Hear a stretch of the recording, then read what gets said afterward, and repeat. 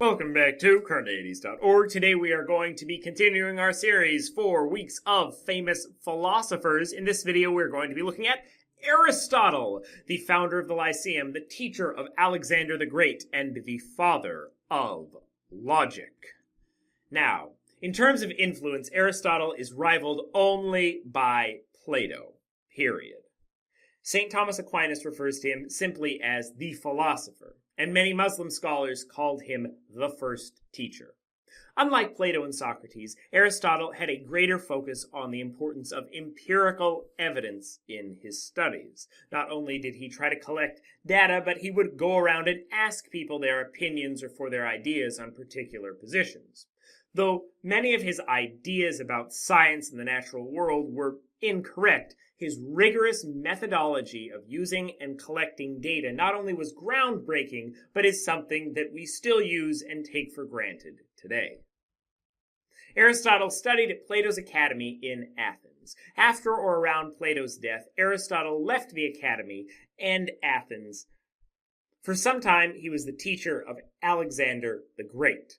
Upon returning to Athens, he started his own school known as the Lyceum in the Athenian Gymnasium, dedicated to the god Apollo.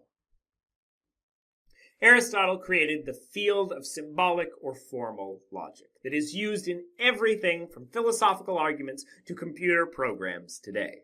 His syllogisms, like all men are mortal, Socrates is a man, therefore Socrates is mortal, were the foundation for what is known as syllogistic or categorical logic.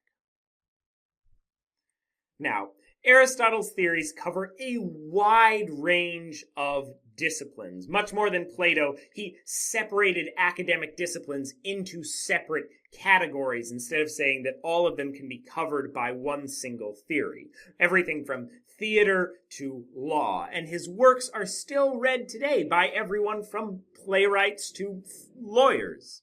However, there are some common themes and some very big important ideas to Aristotle's philosophy. Aristotle rejected Plato's forms in favor of a teleological explanation of the world. Appropriately, as his name means the best purpose in Greek, Aristotle's philosophy focused on telos, or purpose, in all things. We were not shadows of perfect forms, but rather beings each with our own purpose or telos in life.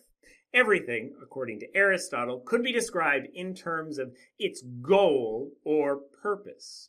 All things had a purpose, and their natural state was to strive to achieve that purpose. The purpose of man, for Aristotle, was to reason. If we want to reason well, we needed to reason virtuously. How can we be virtuous, you may ask? Well, in opposition to other, more modern ethical theories, Aristotle talks less about what particular actions are good, but instead how to be a good person.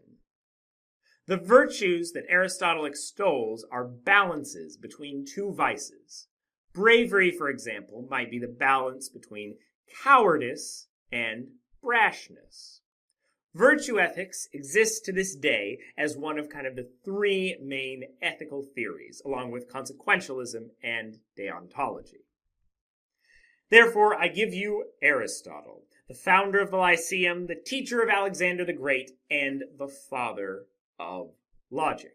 It's important to note that Aristotle's theories went on to influence a lot of Muslim and Islamic thinkers, many of the same ways that Plato's theories went on to influence a lot of the thinkers in Christianity.